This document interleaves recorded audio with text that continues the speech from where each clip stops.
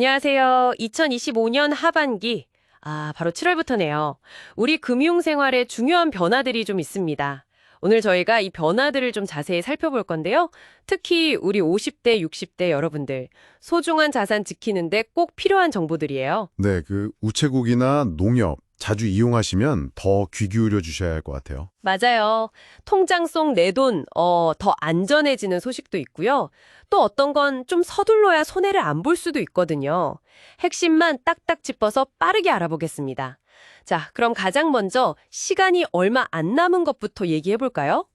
혹시 예전에 만들어 두신 그 청약저축, 청약부금, 청약예금 이런 통장 있으세요? 이걸요, 오는 9월 30일까지, 네, 9월 30일, 이때까지 꼭 주택청약 종합저축으로 바꾸셔야 합니다. 네, 맞아요. 이게 기한이 정말 얼마 안 남았죠. 그러니까요, 이걸 놓치면 그냥 불편한 정도가 아니라 혹시 은행에 문제가 생겼을 때 예금자 보호 못 받을 수도 있고 아파트 청약 기회도 확 줄어든다고요. 네, 그게 정말 중요해요. 단순히 이름만 바꾸는 게 아니거든요. 이 금융 시스템이 바뀌면서 오래된 상품들을 하나로 합치는 건데요. 그래야 이제 예금자 보호법 테두리 안에 확실히 들어오게 되는 거고요. 보호 대상이 되는 거군요. 그렇죠. 그리고 전환하면 좋은 게 청약할 수 있는 주택 종류도요. 민영주택, 국민주택 다 가능해져요. 범위가 넓어지는 거죠. 오, 그럼 훨씬 유리해지네요. 바꾸는 건 어렵나요? 아니요, 전혀요. 은행 직접 가셔도 되고 요즘은 뭐 인터넷 뱅킹이나 앱으로도 신분증만 있으면 금방 됩니다. 그리고 걱정하시는 게 기존에 넣었던 기간이나 돈, 이거 다 그대로 인정되니까요. 그 점은 걱정 안 하셔도 돼요. 네네.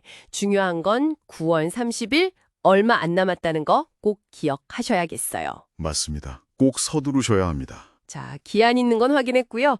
이제 좀 반가운 소식으로 가볼까요? 우리 예금 지켜주는 한도가 크게 늘어난다면서요. 네, 맞습니다.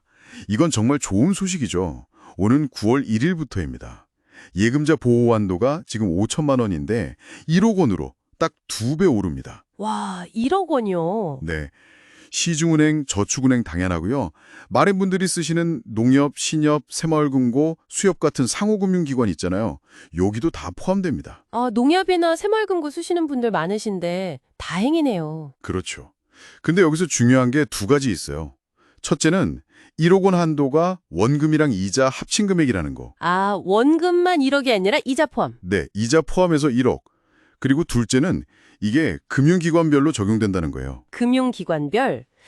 그럼 예를 들어서 A은행에 7천만 원 있고 농협에 5천만 원 있으면요? 네, 그런 경우엔 각각 1억 원이 안 되니까 A은행 7천만 원도 농협 5천만 원도 다 보호받는 거죠. 전액. 아하. 근데 만약에 A은행 한 곳에만 1억 2천만 원이 있다. 그러면 1억 원까지만 보호가 되는 거고요. 그렇군요.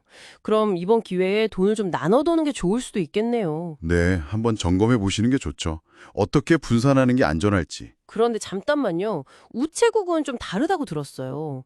우체국 예금은 이 예금자 보호법이랑은 다른 건가요? 오, 그거 정말 중요한 질문이에요. 네, 맞습니다. 우체국은 달라요. 우체국 예금은요, 이 예금자 보호법 적용 대상이 아니고요. 우체국 예금 보험에 관한 법률이라는 특별법이 있어요. 거기에 따라서 정부가 지급을 보증합니다. 정부가요? 와, 네. 그래서 금액 한도가 없어요. 전액 100% 보호됩니다. 액수 상관없이 무조건 다요? 네, 그렇습니다.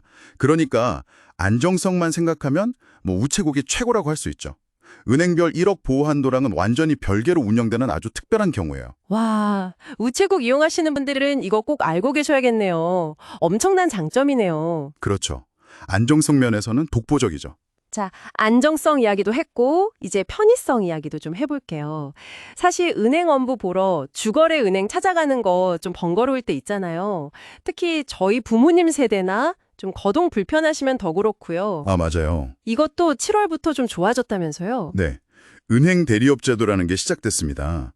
이게 뭐냐면요. 이제 가까운 우체국이나 농협, 저축은행 창고에서도 다른 시중은행의 기본적인 업무를 볼 수 있게 된 거예요. 정말요? 예를 들면 어떤 업무요? 예금이나 적금 새로 만드는 거, 계좌 여는 거, 통장 다시 발급받는 거, 이런 기본적인 일들 있잖아요. 와, 그럼 주거래 은행이 좀 멀리 있어도 그냥 집 앞 농협이나 우체국 가서 볼 수 있다는 거네요? 그렇죠. 훨씬 편리해지는 거죠. 특히 어르신들께 정말 도움이 될 것 같아요. 혹시 뭐 그렇게 다른 은행 업무 보다가 문제 생기면 어떡하죠? 책임은 누가 지는 거예요? 그 점도 걱정 안 하셔도 됩니다. 만약에 대리 업무 처리 과정에서 문제가 생기면요. 원래 그 은행 있죠. 고객의 주거래 은행. 거기서 직접 배상 책임을 지도록 법으로 정해져 있어요.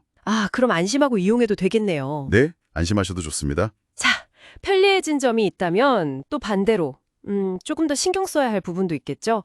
하반기에 혹시 대출 생각 있으신 분들 이거 좀 주의 깊게 들으셔야 할 것 같아요. 네, 맞습니다. 대출 규제가 좀 더 강화됐어요. 이것도 7월 1일부터 시작된 거죠. 스트레스 DSR 3단계가 시행됐다고 하던데 DSR 이게 정확히 뭐죠? 좀 어려운데요? 네, DSR은 총 부채 원리금 상환 비율인데요. 쉽게 말하면 내 1년 소득 중에서 대출 갚는 원금이랑 이자가 얼마나 차지하는지를 보는 비율이에요. 소득 대비 빚 갚는 돈의 비율. 그렇죠. 이 비율이 높으면 이제 빚 갚는 부담이 크다고 보는 건데요. 이번에 스트레스 DSR이라는 건 여기에다가 앞으로 금리가 오를 수도 있잖아요. 그 가능성까지 미리 계산해 놓는 거예요. 미래 금리 인상까지 미리 걱정해서 한도를 정한다. 약간 그런 느낌인가요? 네, 맞아요. 일종의 스트레스 상황을 가정하는 거죠. 그러다 보니까 당연히 같은 소득이라도 예전보다는 빌릴 수 있는 돈, 즉 대출 한도가 줄어들게 돼요. 얼마나 줄어들 수 있는데요? 예를 들어서 연봉 6천만 원인 분이 수도권에서 주택담보대출을 받는다고 하면요. 한도가 이전보다 한 1,200만 원 이상 줄어들 수도 있다, 뭐 이런 분석도 있더라고요. 꽤 많이 줄어드네요. 네, 그래서 대출 계획이 만약 하반기에 있으시다면 미리 은행 가서 상담을 받아보셔야 돼요. 내 조건에서 실제로 한도가 얼마나 나오는지 꼭 확인하는 게 필수입니다. 네, 이건 정말 미리 확인 안 하면 계획에 차질이 생길 수도 있겠어요. 그렇죠. 꼭 미리 확인하셔야 합니다. 자, 그럼 오늘 이야기한 2025년 하반기 금융변화 4가지 핵심 다시 한번 정리해 볼까요? 첫째, 청약통장. 옛날 거 가지고 계시면 9월 30일까지 꼭 주택청약 종합저축으로 바꾸셔야 하고요. 네, 얼마 안 남았습니다. 둘째, 예금. 9월 1일부터 보호 한도가 1억 원으로 올라갑니다. 농협 같은 상호금융도 포함이고요. 단, 우체국은 정부가 전액 보증한다는 거. 이거 기억하시면서 돈을 어떻게 나눠둘지 한번 보세요. 맞습니다. 우체국은 특별하죠. 셋째, 은행 업무. 7월부터 가까운 우체국, 농협에서도 다른 은행 기본 업무 볼 수 있게 됐습니다. 훨씬 편해졌죠? 네, 활용하시면 좋습니다. 넷째, 대출. 스트레스 DSR 때문에 한도가 줄었을 수 있으니 계획 있다면 미리 꼭 확인하셔야 합니다. 네, 미리 상담 필수입니다. 금융 환경이 정말 계속 바뀌네요. 오늘 저희가 나눈 이야기들 잘 기억하셨다가 내 상황은 어떻지? 한번 점검해 보시는 시간이 꼭 필요할 것 같아요. 맞아요. 그냥 듣고 넘기시면 안 되고 직접 내 금융상품들을 살펴보는 게 중요합니다. 혹시 이런 생각 안 드세요? 내가 가입한 이 상품, 이거 예금자 보호 되는 건가? 원금은 괜찮은 건가? 맞아요. 정말 중요한 포인트예요. 금융상품 가입할 때나 가지고 있는 거 점검할 때나 이 3가지는 꼭 확인하는 습관을 들이면 좋겠어요. 첫째, 이게 예금자 보호 대상인지. 둘째, 원금은 보장되는 상품인지. 셋째, 중간에 깨면 손해는 없는지. 네, 그 3가지 기본 중에 기본이죠. 네, 오늘 저희가 준비한 이야기는 여기까지입니다. 여러분의 소중한 자산을 지키는데 저희 이야기가 작은 도움이 되었기를 바랍니다.